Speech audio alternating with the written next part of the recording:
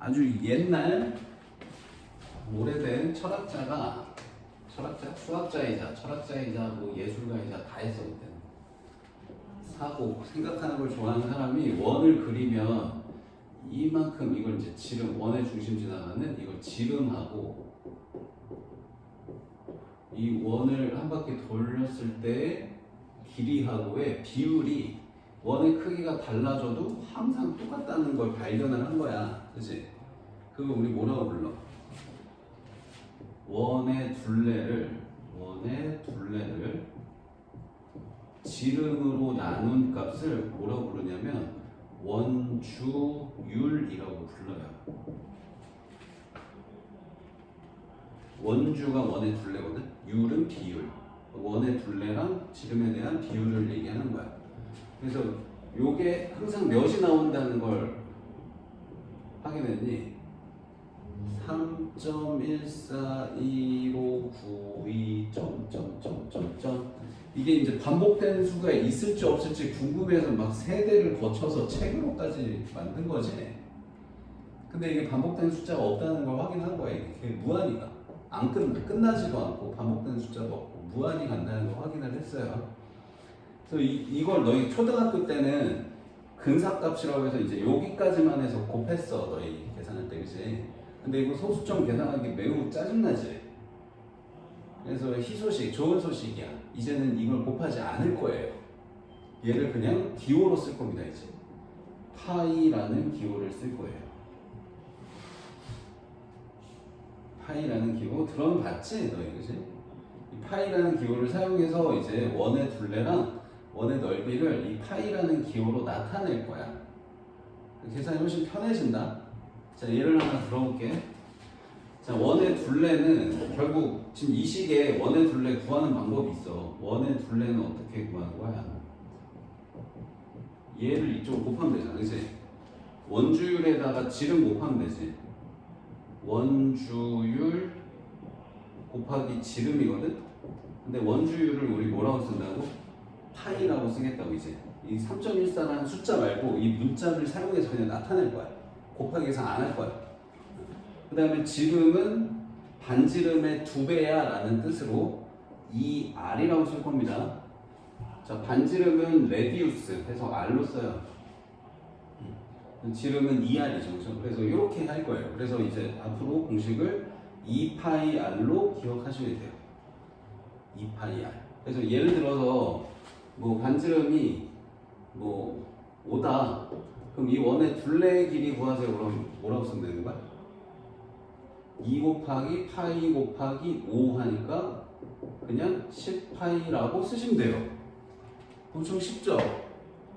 이제 3.14 안 곱해도 돼서 계산이 훨씬 쉬워져, 초등학교 때보다. 그냥 이렇게 쓰고 끝낼 거예요. 그냥 10파이야 라고 쓸 거예요. 쉽지? 자, 그 다음에 원의 넓이식은 혹시 알고 있니?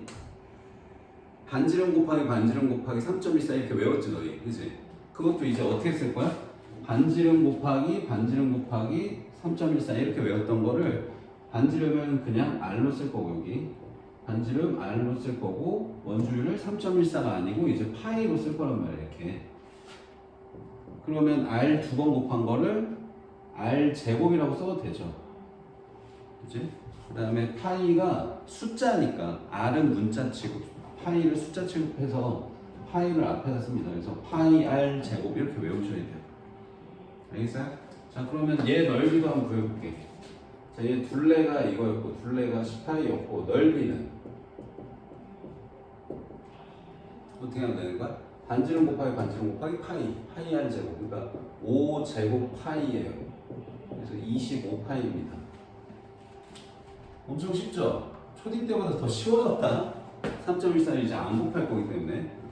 그래서 원의 둘레는 뭐 2파이 R, 원의 넓이는 파이 R 제곱. 요거 두 개 외우는 게 목표다. 그래서 계산 금방 될 거고요. 그 다음에 부채꼴 호의 길이랑 넓이 요거까지만 좀 설명할게. 자, 원은 이제 했어. 이제 부채꼴의 호의 길이랑 넓이를 구해야 되거든. 자, 그거 이제 어떻게 구할지 한번 이 그림에서 한번 확인 좀 해보자. 자, 이런 반지름이 5짜리 원이 있었는데 여기가 중심각이 예를 들어서 뭐 한 360도 되는 이렇게 생긴 부채꼴에 대한 얘기를 한번 해볼게. 자, 이 부채꼴의 호의 길이를 구해볼게요. 자, 이 호의 길이는 어떻게 구할 수 있을까요? 자, 부채꼴 호의 길이는요. 호의 길이는 보통 L로 많이 쓴나요? L로 많이 쓰고요. 자, 이거 어떻게 하냐면 이 원 전체 길이를 먼저 구해요. 몇이지? 이 원 전체 길이? 2파이 R 하는 거야, 그치? 2파이 R. R로 할까, 그냥? R로 할게. R로 할게. 자, 2파이 R 한다. 원 전체야. 근데 이 원 전체가 아니고 여기서부터 여기 구해야 되잖아. 그러면 이 중심각이 호의 길이랑 정비례합니다라는 개념을 사용하는 거야. 이해돼? 그럼 지금 이거는 원 전체니까 원 전체는 중심각이 몇 도냐? 360. 그렇지, 360도지. 근데 360도 중에 몇 도에 해당되는 걸 남겨야 돼? 60도. 그래서 여기다 뭘 곱하면 되냐? 360분의 60도 이렇게 곱하시면 요만큼에 대한 길이만 남아요. 이해돼요? 그래서 호의 길이 구하는 방법이 지금 내가 이거는 얘로 60도라고 했는데 이렇게 하셔야 돼요. 자, 360분의 중심각. 원의 둘레를 먼저 구해. 원의 둘레에다가 360분의 중심각 곱하면 부채꼴의 호의 길이. 그러니까 여기서부터 여기까지 길이 나오는 거야. 알겠지? 자, 이번엔 넓이도 구해볼게. 넓이는 스퀘어에는 S로 많이 쓰고요. 자, 이 넓이 한번 구해볼게. 이 부채꼴 넓이. 자, 얘도 방법이 뭐냐면 이 원 전체 넓이를 먼저 구해요. 이 원 전체 넓이. 자, 이 원 전체 넓이는 뭐죠?